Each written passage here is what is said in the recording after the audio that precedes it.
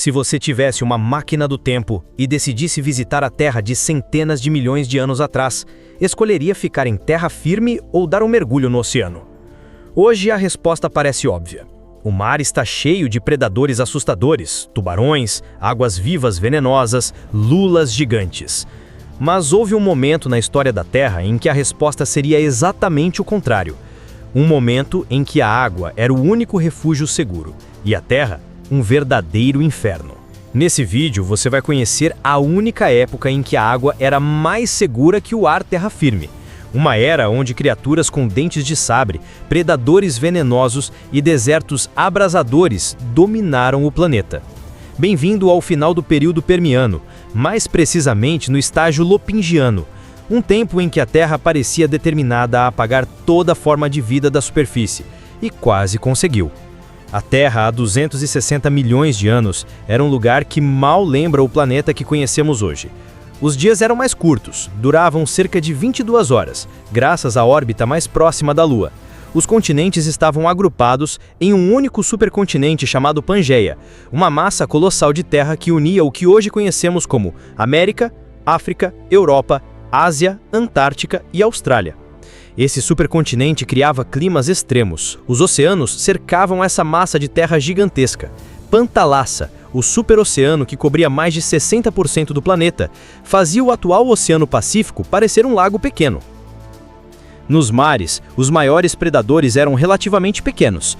Tubarões como o Ibodos e o Sphenacanthus dificilmente passavam de 1 metro. E o famoso Helicoprion, com seu bizarro cortador de pizza dentado, já estava extinto. As águas estavam relativamente calmas, silenciosas, até entediantes, mas isso era um presente considerando o que acontecia em terra firme. Com os antigos dominadores extintos, um novo grupo emergiu com uma força suprema em terra, os Gorgonopsídeos. Predadores com dentes de sabre, aparência bestial e comportamento implacável. Seus fósseis foram tão impressionantes que receberam um nome inspirado nas górgonas da mitologia grega. Esses animais não eram dinossauros, tampouco mamíferos. Eram terapsídeos, ancestrais distantes dos mamíferos, com corpos ágeis, crânios longos e dentes capazes de rasgar a carne com eficiência assustadora. E a estrela desse grupo era o Inostrancevia, o maior gorgonopsídeo já encontrado. Esse monstro podia alcançar mais de 3,5 metros de comprimento e pesar cerca de 400 quilos. Imagine um urso com presas de tigre e dentes de sabre e o cérebro de um predador astuto. Seus caninos chegavam a 15 centímetros de comprimento, curvos e serrilhados. Ele não apenas mordia, ele dilacerava. O Rubigeia atrox, por exemplo, podia atingir até 3 metros de comprimento e possuía um crânio que representava 15% de seu corpo total. Seu crânio era tão espesso que alguns fósseis mostram sinais de bossas ósseas, indicando que esses predadores usavam a cabeça como arma. Mas por mais aterrorizantes que fossem os gorgonopsídeos, eles não estavam sozinhos no topo da cadeia alimentar. Outro grupo, os Pterocephalia, competia por espaço e presas. Alguns deles, como o Mostyrhinus, tinham crânios tão grandes quanto os de leões e dentes afiados como navalhas. E, diferente dos gorgonopsídeos, alguns membros desse grupo podem ter sido os primeiros vertebrados venenosos da história. Isso mesmo, há fósseis que sugerem a presença de glândulas de veneno em suas mandíbulas. Imagine estar em uma era onde até os tigres eram venenosos. Se os predadores não te pegassem, o clima pegava. A média global era de 35 graus Celsius, com picos ainda maiores nas regiões internas de Pangeia. As secas eram implacáveis. As florestas eram raras.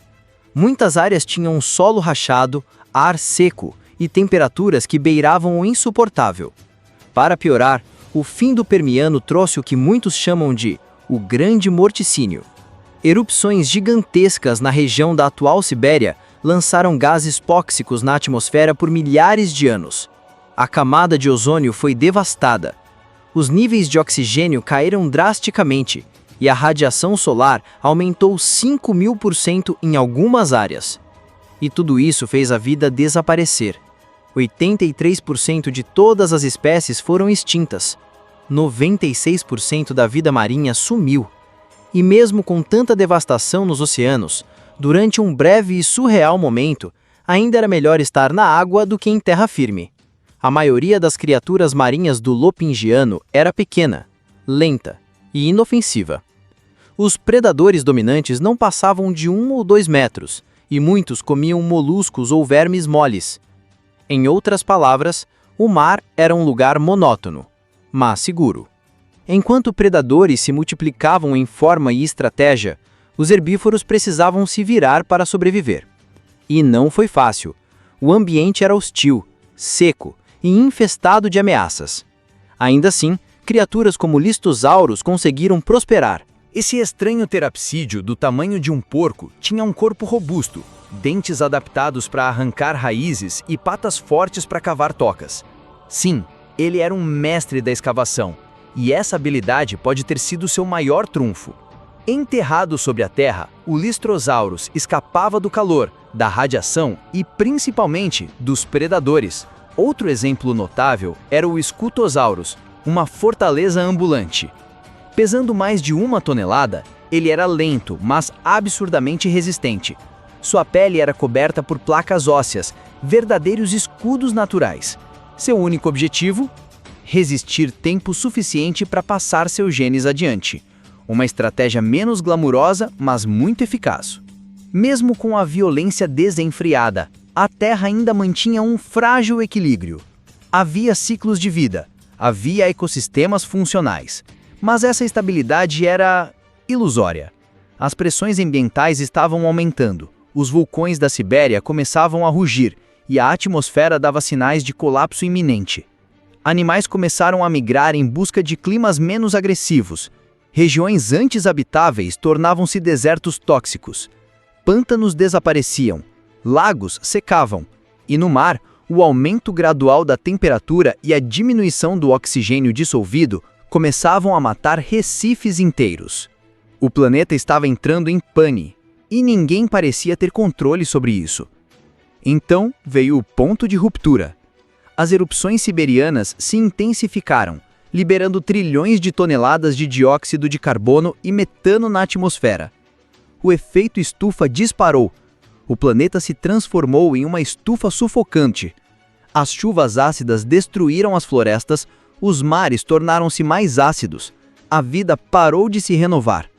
Com as cadeias alimentares quebradas, até os superpredadores começaram a desaparecer. Os gorgonopsídeos sumiram. Os pterocefalia enfraqueceram. E o mundo, lentamente, mergulhou em um silêncio aterrador.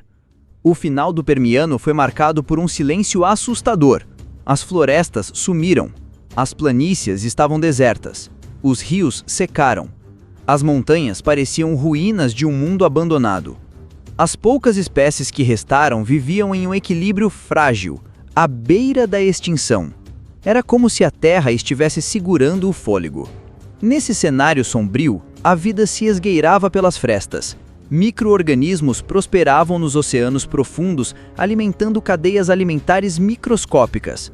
Algumas espécies de peixes e invertebrados se adaptaram a condições extremas, evoluindo rapidamente para resistir à acidez e à baixa oxigenação.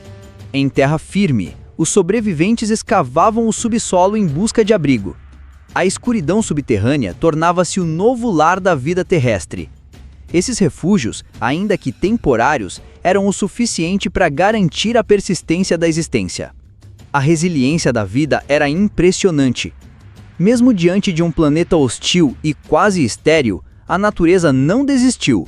Em cada gota de água, em cada punhado de terra, a vida sussurrava que ainda não era o fim. Apenas uma pausa. Hoje, os fósseis do fim do Permiano contam uma história que desafia nossa imaginação. Eles são lembretes petrificados de um tempo em que a vida quase desapareceu. Um aviso sobre o quão delicado é o equilíbrio ecológico. Um sussurro antigo que ecoa até os dias de hoje. E aí? Você teria coragem de viver em uma era em que a Terra era uma sentença de morte e o oceano um refúgio temporário? Então, se essa história te fez refletir e te surpreendeu tanto quanto a gente, deixa seu like, se inscreve no canal, compartilha com alguém que ama dinossauros e eras perdidas. Até a próxima!